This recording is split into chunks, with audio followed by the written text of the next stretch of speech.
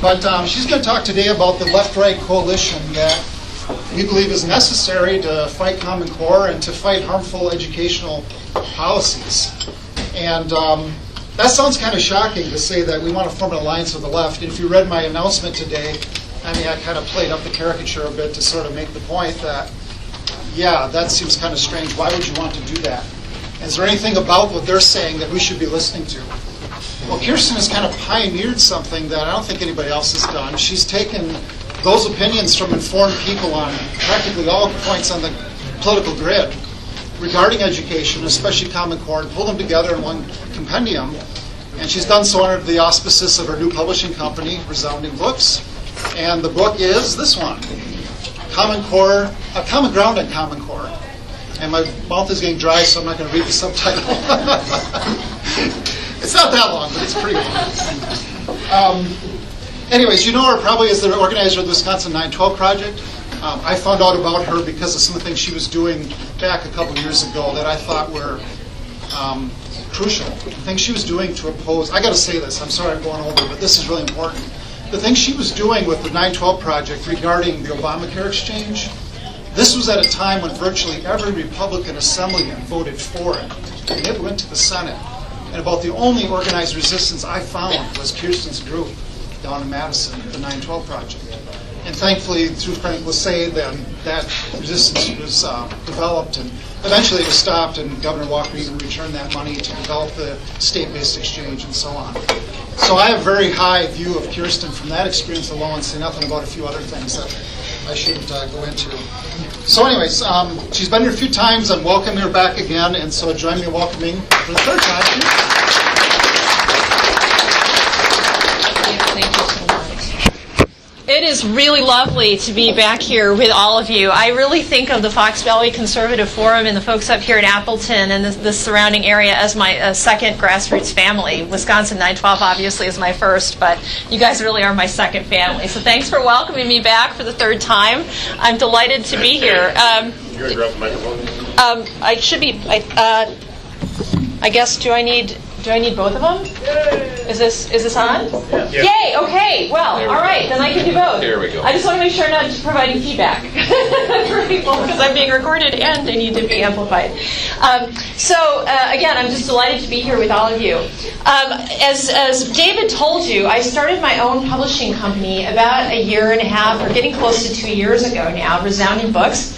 And I did it in sort of an interesting way. I didn't do it as a regular business. I did it as a PAC, a political action committee, with the idea that the profits from some of the projects that I would do would go back into activism, into fighting on behalf of or against causes that we published on. And I'm proud to be able to tell you that the monies that would have gone for royalties to contributors to this volume are instead being pooled for Common Core activism in this, like literally across the United States. So that's really exciting. So when you purchase the book, you're actually contributing to activism, not just getting a great reading experience. A lot of people have asked me why I would do this. David's question is sound. Why would those of us who consider ourselves to be more on the conservative or libertarian portion of the political spectrum, why would we want to be talking to people who identify on what they think of as the left or what we think of as the left? How does that work? We're at each other's throats, it seems, on almost everything. Why and how would it be possible even to forge a relationship and get something done on Common Core? Well, as it turns out, this is not a partisan issue. And we actually do have a lot of common ground on this issue. But we actually have to be talking to people on the other side to discover that. And one of the things that happened for me is that in fighting the battle here in Wisconsin, in the conservative and libertarian grassroots, it became very quickly apparent to me that we have, unfortunately, a Republican leadership right now that has zero will to do anything about getting rid of Common Core in the state of Wisconsin. And that's a hard reality, and it's a difficult thing to have to say out loud. But I think it's really important that we be very clear that that's the case. Our governor is essentially committed to Common Core. He says some vague things in the press to indicate that he might want to get rid of this, but when you know the political inside baseball about what's going on up at the Capitol, it's very, very clear that he isn't really interested in seeing Common Core go anywhere. You need to know that up front. In addition to that, he's got legislative leadership that work with him who are committed to ensuring that this doesn't go anywhere. So when Ruth is talking about her petition and getting rid of Luther Olson or stopping him from being on committees, particularly the Senate Education Committee, that's really important because essentially Luther Olson right now is the fall guy for higher leadership. They're leaving him in place for a reason, and they have right now absolutely zero intention of removing him from the Senate Education Committee. That is the word up at the Capitol. So they're going to say a lot of things and pretend like they're on our side and try and make us think that they're doing the right thing. But the problem is that they're leaving all the people and situations in place to ensure that this doesn't go anywhere. At best right now, in my humble opinion, we are headed for a rebrand of Common Core, not a repeal. So it's really, really important that we understand that. Now, again, why would we talk to the left about this? Because we need critical mass in terms of political pressure. And right now we do not have it. That's why we are still plowing forward with full implementation of Common Core in the state of Wisconsin. We do not have the number of people, we do not have the volume of anger that we need, of discontent, and so we need every person and everybody we can get, and frankly, we do have a lot in common with those on the left on this issue. Why? Well, it has to do with something you've heard me talk about before, if you've been to hear me speak here at Fox Valley Conservative Forum in the past, and that is something called public-private partnership. How many of you remember me talking about this topic at all in the past? Well, I see Bill's hand. There's a few people whose hands are going up. Well, for those of you who do not know what public-private partnership is, let me take a few moments to just explain that. Public-private partnership is when big government and big business hold hands. There are lots of different words for this, lots of different phrases. Another is fascism. That's what it is. And unfortunately, on the right, what we think of as the right, we have been sold a bill of goods for a long time. We have been told that if business is involved in finding the solution, then it must be a good thing. And unfortunately, that is a lie. It can be a good thing if business is involved alone. It is not a good thing when business is holding hands with big government. And that is what's happening with Common Core. When you look at the political spectrum, one of the things that you find is that there has been this very interesting specialization of concerns along the political spectrum. We often hear people on the left talking about evil corporations. We hear them screaming about big business, don't we? That's a very common cry on their side. And on our side, we scream about big government and the infringements of big government. Well, what if we were both right? And in fact, we are in this case. We are both right because it is big government and big business holding hands. What happens when those entities hold hands? Well, they start to circumvent the rights and the voice of you and I. That's what happens. Decisions start getting made behind closed doors, and we lose our ability to have any say in anything. If you look at the way that Common Core was implemented across the United States, you will find that all of the decisions were made before people like you and I had a chance to hear anything about it, or say anything about it, or do anything about it. Before we had even a chance to evaluate what it was, and if it was worth the paper that it was printed on. And that's pretty much what it is. It's a plan printed on a piece of paper, and it's not very good. But it's a very detailed plan, and they're going to make us do it. It's got now the force of law behind it and a lot of money. So it is going to take a lot to get rid of it. One of the first things, actually the first essay in the book, Common Ground on Common Core, is by Shane Vanderhart, who some of you may know from a variety of different online venues. He is an education watchdog par excellence. And he really sets the tone for the book by explaining to people in detailed and well-researched terms how Common Core came to be, how it was so quickly foisted on all of us. And it's really remarkable. I mean, he talks about state school board meetings in a couple of different states, and the fact that nobody, and actually in some localities, some municipalities, nobody was standing up and saying no to this. It's what Beverly Eckman, another great education researcher, has referred to as the inside-out technique. And how this works is that big government and big business make these decisions behind closed doors, and they start implementing infrastructure behind closed doors, behind the scenes, under the radar, where you don't know about it. And they get it embedded to a point where it's going to be very, very difficult to get rid of before you've ever heard anything about it. And then they roll out a PR campaign to tell you how wonderful it's going to be and why we need it. That's what was done here. That's what was done. So if we're both right, the left and the right, if it's big government and big business, and we need to fight both, and we need to really fight them as a partnership in order to win this battle, then it behooves us to be talking to the other side, because they have information that we need, and vice versa, in order to be effective in fighting the battle. When you look at all of the information that the left, some really good folks on the left have collected about the corporate aspects of Common Core, all of the corporate money that's involved, the interests that are in bed with each other here, it's pretty frightening. It's pretty astounding.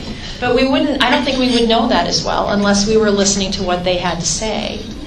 On the other hand, they, in some cases, have really forgotten that it's with the force of government that these corporations have been able to do what they've done.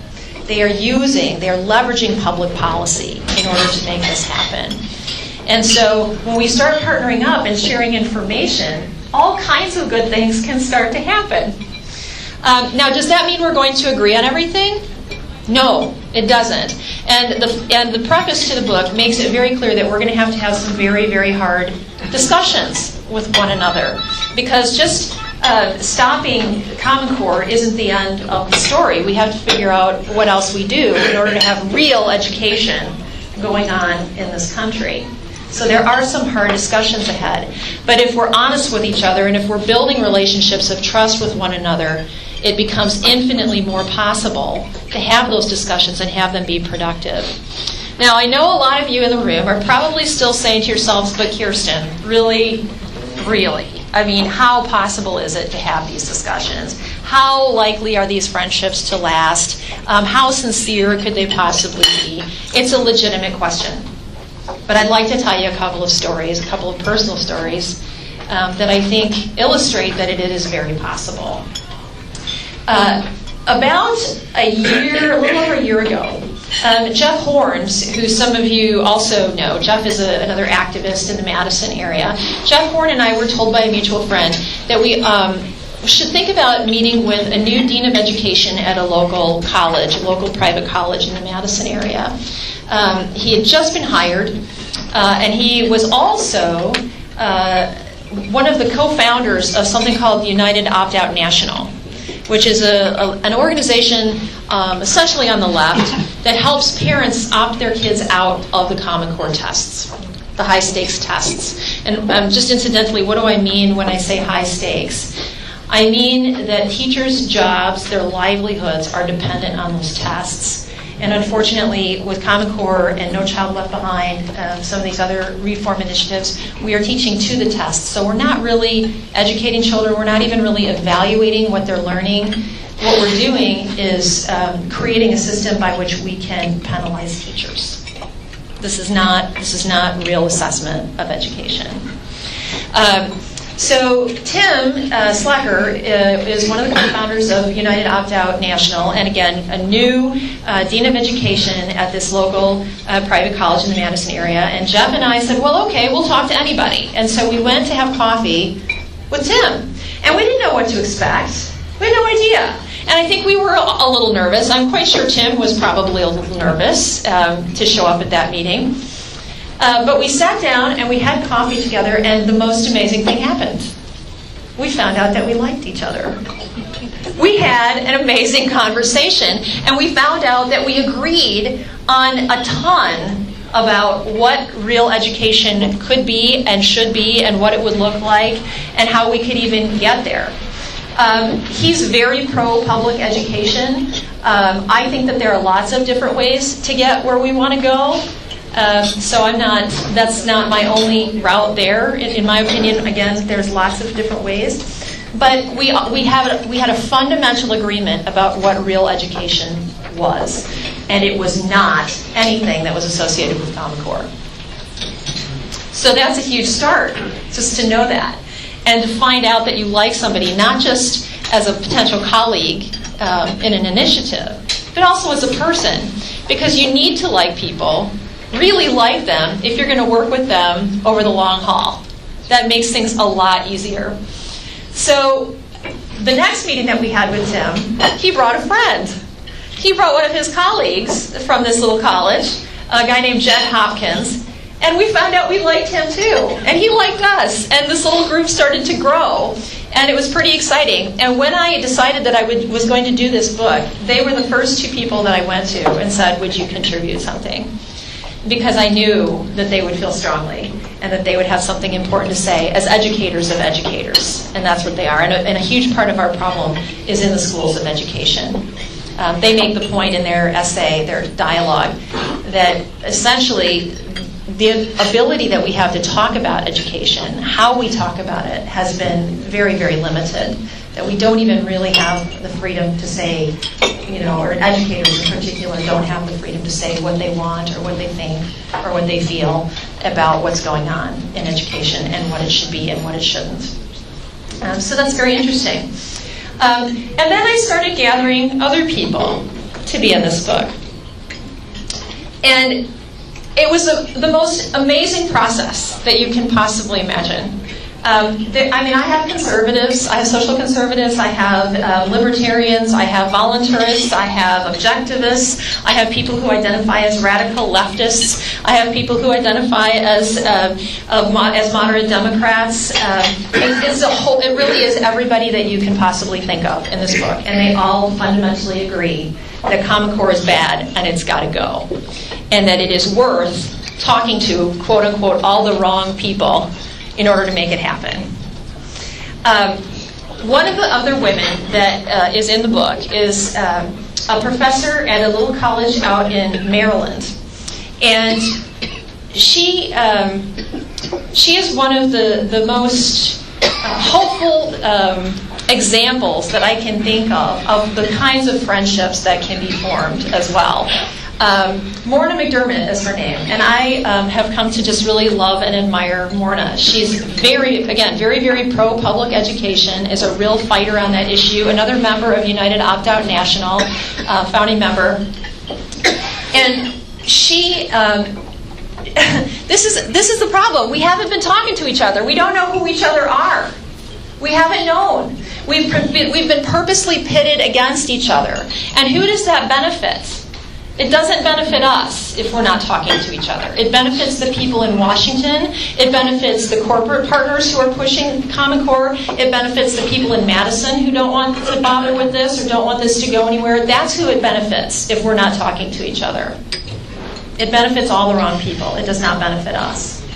So when Morna and I started talking, I think she and I both had a lot of misconceptions about what the other person believed. And some of that was coming out in the drafts that she was handing me for her essay. And as I very carefully took time to talk with her and send her feedback on her essay, we started to dialogue more and more about what I believed and what she believed. And I'll tell you what, by the end of that first round of dialogue, She was smiling, and I was smiling, and she said, Kirsten, when this is all over, I have to meet you in person. I have to meet you in person. I understand so much better now. And one of the things that she had not understood is that the Tea Party and the Liberty Movement is not a monolithic thing. That we're just a bunch of people and loose-knit groups, and sometimes not knit together at all, that sometimes we're off in our own corners doing our own thing. But, she bought all the rhetoric in the media about who and what the Tea Party is. And I was able to help her understand that, it's not a monolithic thing. It's just a lot of really concerned people who are trying to get the right things done. And she wrote back to me when she read that, and she said, Kirsten, I get it. I get it. And she said, not only do I get it, I appreciate it. Because when people talk about the left, quote unquote, the left as this monolithic thing, she said it makes my skin crawl because we're not a monolithic thing either. And that's one of the things that I've discovered in doing this book is that there are all kinds of lefties, and some of them don't like government getting in their face or in their business any more than you and I do. There's just different biases on both sides. Where I might trust business a little more, they might trust the government a little more. But it doesn't mean they trust the government a lot. Right? So when we start talking to each other, we start to figure these things out. And again, it doesn't mean we're going to agree about everything. But it does mean that we can start to agree about some really important things that we already actually agreed on, we just didn't know we did. It's really, really important. And when you look at the situation in Wisconsin, that relationship is going to be vital. Why? Because in other states, they are already challenged. It's already hard to get the left and the right talking. But in Wisconsin, because of everything we've been through in the last few years, it's even harder. But unless we do, this is not going away. We need the critical mass. And because we have leadership who's not interested in removing this right now, essentially, we are going to have to leverage the full implementation and the anger that is going to come with the full implementation of Common Core to not only be talking across the aisle, but be talking effectively to the people at the Capitol. What do I mean when I say leverage full implementation? That's it sort of even makes me queasy to say it.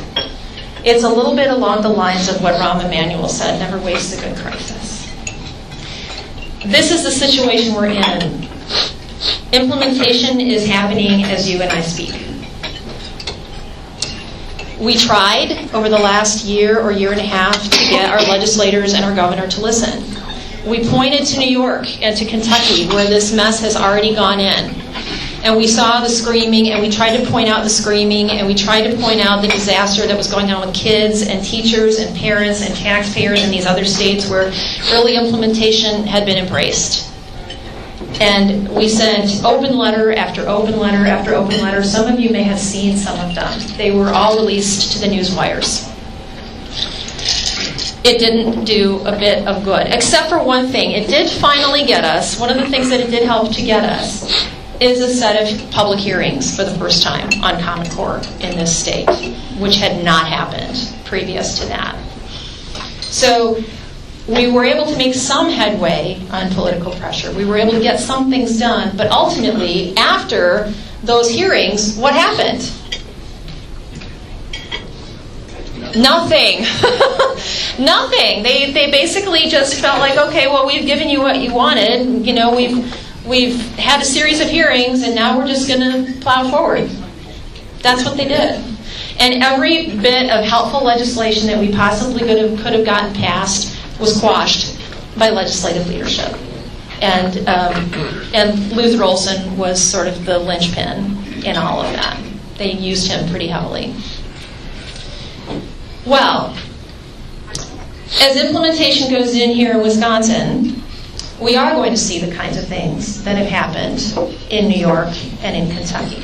And it's going to get ugly. And the first people that it's going to get ugly for are the groups that I mentioned previously: children, students, and teachers. Teachers are on the front lines. They are the ones having to implement this in their classrooms. They're the ones who are having to proctor the tests. They are the ones who are having to prepare their children, their classrooms, for those tests. And again, what are the tests? They are not an evaluation of what the children are learning. As a matter of fact, they couldn't possibly be, because we're testing more and more and more and more, and we're actually learning now less and less and less and less in the classroom. So there's less learning taking place, more testing, and the testing isn't even valid. Were any of you in Germantown last weekend to hear Gary Thompson speak, Sandra Stosky and Gary Thompson? One of the things that Gary Thompson, Dr. Gary Thompson, who's a psychologist out in Utah, has been so brave and bold in unveiling is the fact that there is no validity to these tests. Zero. And if it were you or I doing this to children, we would go to jail, because it's not legal to give tests that have not been piloted, that have not been properly validated. But that's what we're doing. That's what we're doing. And why are we doing it? Well, because it gives government control, and it gives corporations access to a lot of money, and what else? Data. And what does the data do? Data provides access to even more money. And I'll talk about that a little bit more in a second. But we are going to see more screaming, because as these tests get done, as the kinds of homework that are being offered through Common Core start to really take root, the kinds of learning approaches that are used, the embedded pedagogy that's in these standards. Don't ever let anybody tell you that these are just standards. That's a lie. When you pair standards and tests, you drive curriculum. This is a closed loop. It is a standards, curriculum, testing, closed loop. And it's designed to be that way. It's designed to be a self-perpetuating system. So as this goes in, and as the children are put under more and more stress from these tests, more and more stress from these learning approaches, many of which are frankly developmentally inappropriate and damaging to especially children at younger ages, we are going to see the kinds of things that we've seen in New York. Another of the essays in the book is by a woman named Mary Calamia, who's a social worker, a licensed social worker in the state of New York on Long Island. And Mary talks about the uptick in her her professional practice after Common Core full implementation went in New York.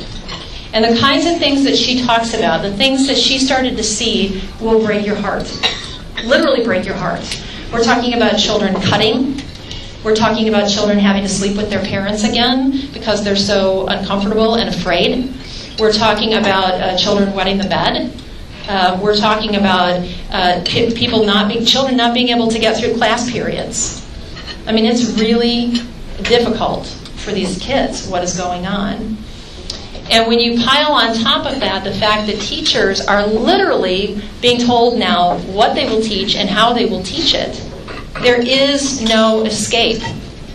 You know, where before a teacher might have been able to say, well, look, I'll give them this much, and then, it'll make them think that I'm kind of going along, but behind the scenes I'll do this and this and this and this to keep my kids on the right track, to keep my students okay.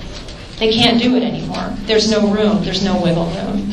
And frankly, their livelihoods, their jobs, in many cases, are now tied to performance on these tests, which, again, have no validity.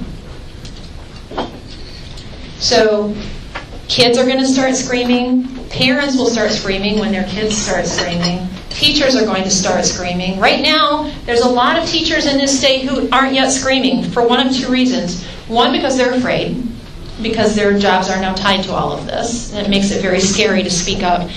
But in addition, because of everything we've been through, there's, in some cases, a knee-jerk reaction. And some of the vague things that the governor has said in the press have led people to believe that he's now against Common Core.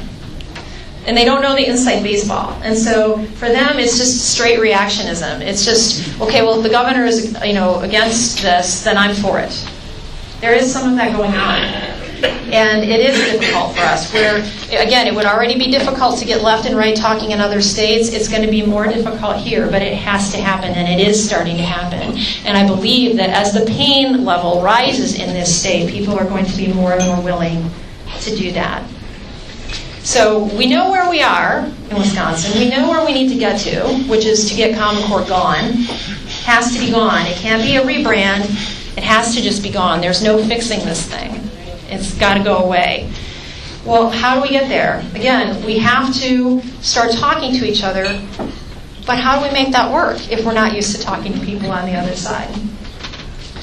Well, let me tell you kind of what I did in terms of putting this book together.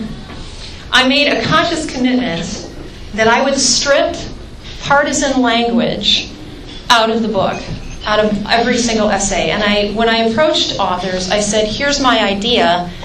I'm going to edit you very carefully when you hand me your draft to make sure that everything in your essay is something that everybody who reads it is going to be able to at least consider.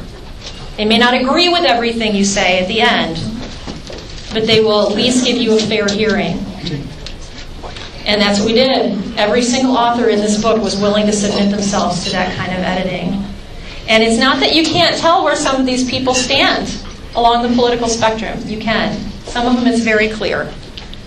But they've framed their arguments in such a way that anybody can hear them. Anybody can consider what they have to say. And that's so important. So when we start talking to our neighbors, when we start talking to our friends, our coworkers, and we're going to have to start talking to all of those people if we're going to get where we need to go, we're going to have to strip the partisan rhetoric and lingo out of our speech. And we're also going to have to start doing something that you may have heard me say in here before, and that is ask questions. How many of you have you ever heard me talk about how the brain handles questions versus statements?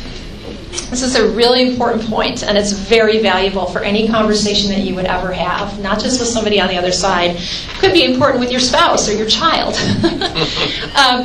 When you hear a statement, you align to that statement in a split second based on what's already programmed into your subconscious. Most of what we do, in fact, is not driven by the conscious mind. It's driven by what's already programmed back here. I wish it were a little different. I wish we were more, conscious, rational, logical creatures, but that's not how we are. Things get programmed in, and in a split second we align based on what is comfortable, based on what's programmed back here. But a question must be evaluated. The brain can't do anything else with a question. It needs to evaluate it. It's a little bit like planting a virus in a computer, and it starts to undo programming. You have to think. You have to process. And I'm not talking about gotcha questions. We can't be asking those because the brain knows the difference. The brain knows when you're coming for it.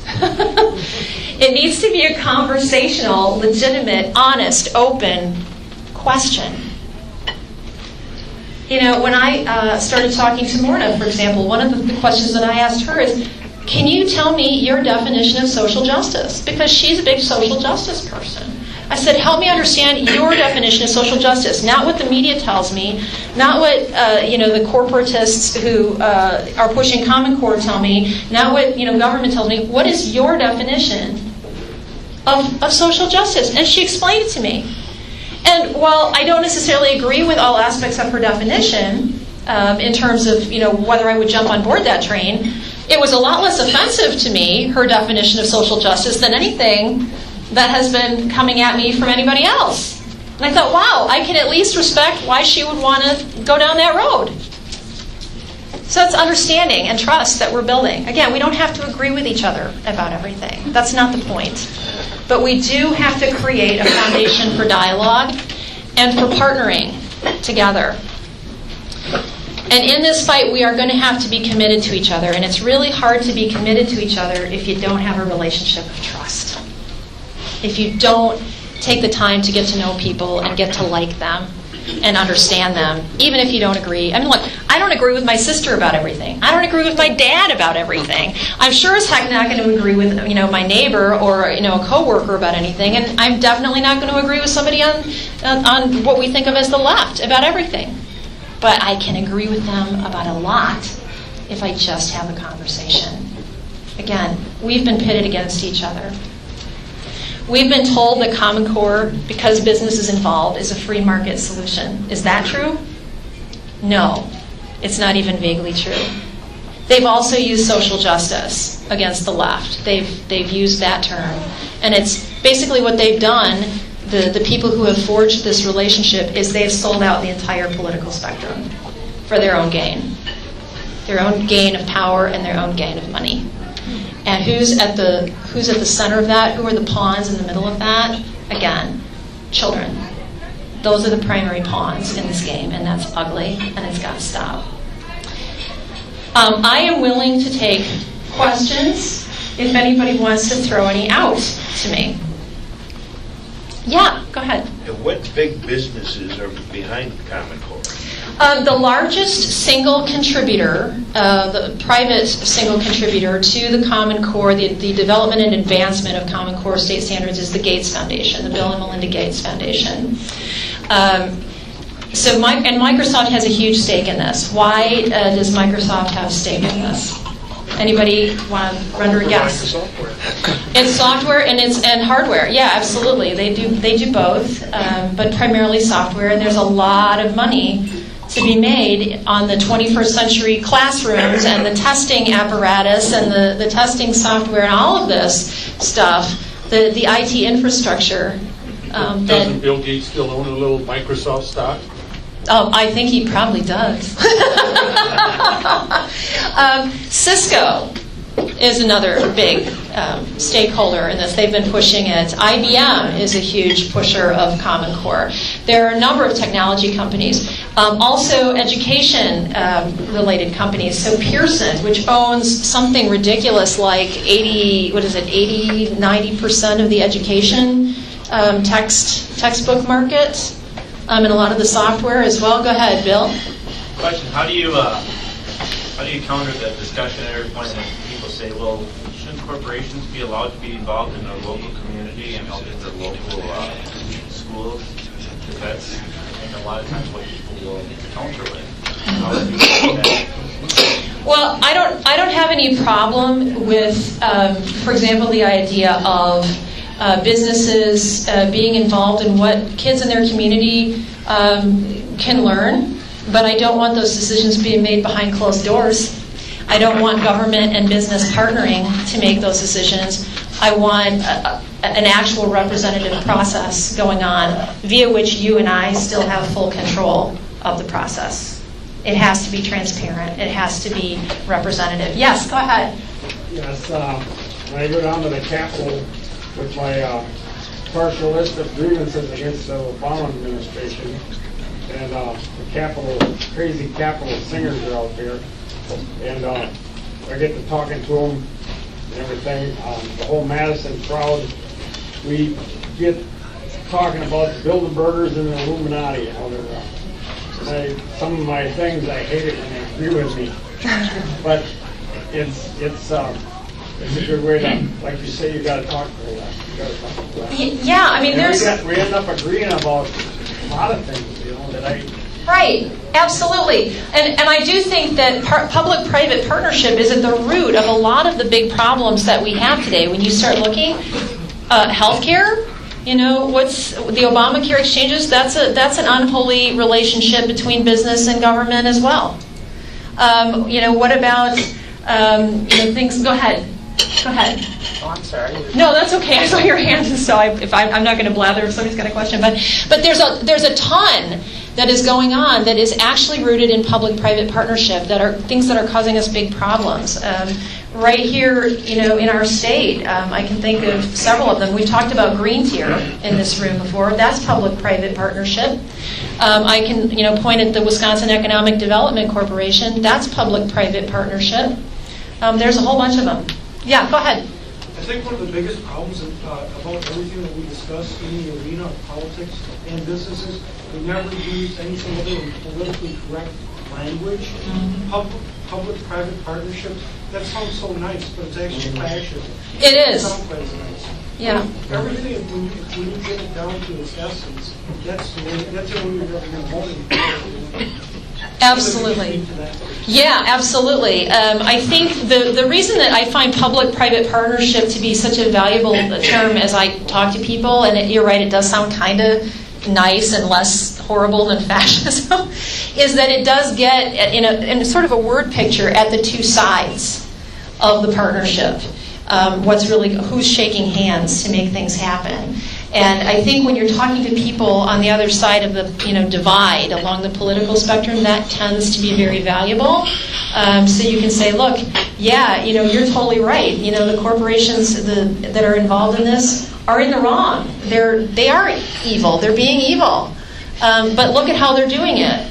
They're doing it via the thing that I'm afraid of, which is intrusive government. They're doing it via public policy. They're using the force of government to get their way. Yeah, go ahead. Can you give me some brief explanation as to why these tests are causing children such psychological trauma? What are the tests doing to these kids? Why? Well, part of it is just the sheer amount of testing that is going on. Over the years and the various iterations of education reform at the national level, we've seen an increase of testing, sort of slowly ramping up. Actually, not even so slowly, but under No Child Left Behind, it was already pretty bad, but Common Core is essentially No Child Left Behind on steroids. And you may have heard that before, but it's actually true. So now we're not just testing kids, every few grades. We're testing them pretty much every grade. So they're getting these major, important, summative tests in almost every grade. Plus, they're getting formative tests, which means they're basically being tested every day in the classroom in a standardized way to ensure that things are on track in the classroom. I mean, this is Leviathan. It's Leviathan. Do you guys know? It's like this, it's monster-like. It's horrible.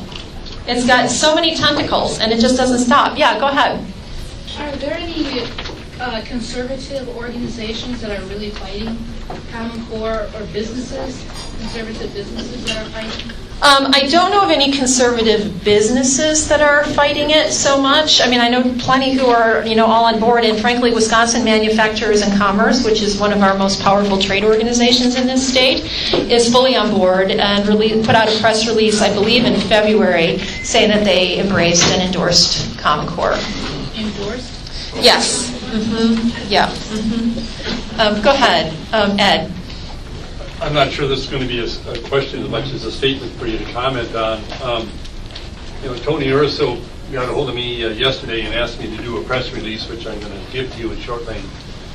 And in the press release, what came out yesterday was Senator Olson's chief of staff has, as of yesterday, become a lobbyist, full-time staffer for the Department of Public Administration. Or instruction. Is it instruction? Yeah, instruction. Yeah, I said administration. So you were talking about public and private issues. Well, here you got public and public. Mm-hmm. Here you've got somebody who has fought with Senator Olson to stop Senate Bill 619 from going forward, now becoming the chief lobbyist for the DPI. So I wonder what your comment would be when you talk about public type of issues. I am very much aware of the situation that you're talking about, and it's incredibly disturbing. The conflicts of interest that exist for Senator Olson alone are very troubling indeed. He's married to the head of CISA 6, which is essentially a regional government for schools. And on top of that, now, his chief of staff was just elevated to this lobbyist position. So he will have the inside track at CISA. He will have the inside track at DPI. This is pretty ugly, what's going on. As long as he remains chairman of the Senate Education Committee, yes, or vice chairman, either one. Correct. And that's what I would hope people understand, why you have to understand that Senator Olson has to be removed from the authority he has had over state education. Yeah, absolutely. And just to let you know, there are going to be games played with that. I mean, they may switch him to another committee, but it will be they will want to switch him to another powerful committee where he can do potentially as much or more damage. Is anybody running against him? He's not up for He's not up for election right When's he up now. for election then? 2 years out. Yep. 16. It's a little 16? while, yeah. Okay. But in any event, this is a huge problem. And again, look at what's happening. Is legislative leadership, is Republican leadership moving him out of the way? No. They're keeping him exactly where he is. So that tells you everything you need to know about what leadership, Republican leadership in this state wants really in terms of Common Core. We have to start getting savvy, friends, about differentiating words from actions. We have bought words for far too long. And I understand that there are emotional connections that develop to parties and that there are emotional connections that develop to particular politicians, personalities. We need to ditch it all. We need to be discerning and we need to stand on principle. It is that simple. Yeah, David. You're going to hate me for this, but what is your basic synopsis of what real education looks like? Maybe a comparison, contrast. Well, it is not testing kids ceaselessly in the classroom and causing them so much stress that they feel the need to cut or wet the bed. It is not asking them to do close reading or other, kinds of really both in terms of English language arts and mathematics. There's so much bad stuff that's developmentally inappropriate for young children in particular. It is not foisting stuff on kids, when they're not ready for it. It's not pretending that a young brain is ready to do something that it's not. You can't make a fish fly. You can't. You just can't. So when the child's brain is ready, great. Give them the challenges that are appropriate to them at their age level. And there's plenty of evidence to indicate what those appropriate challenges are. We are way outside of the bounds on those with Common Core. So that's what it's not, David, to be really clear. That's what it's not for me. What is it? I think that depends on the child. And I think it depends on the parent. And I think it depends on the teacher that they choose to trust to help them navigate the process. If you're homeschooling, then chances are you as a parent are the primary decider of what is going to be good for your kid.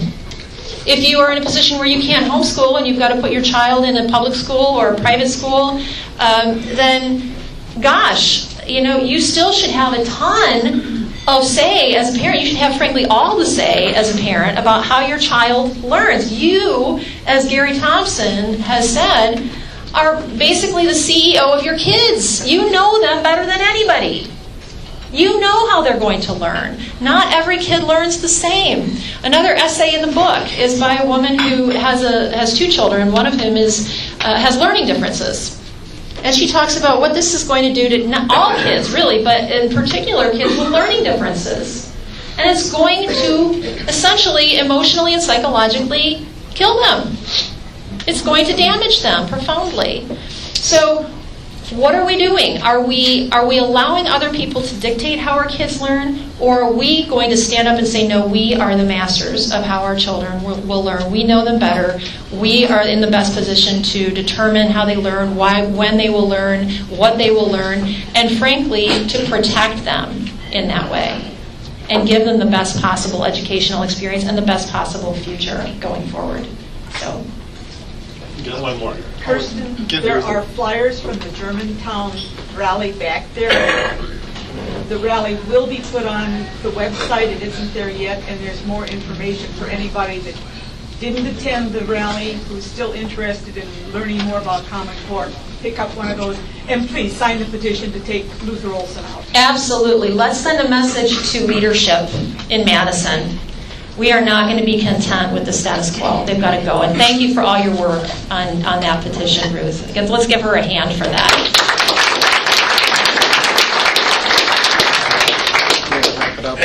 Thank you. You can give another round of applause for Kirsten.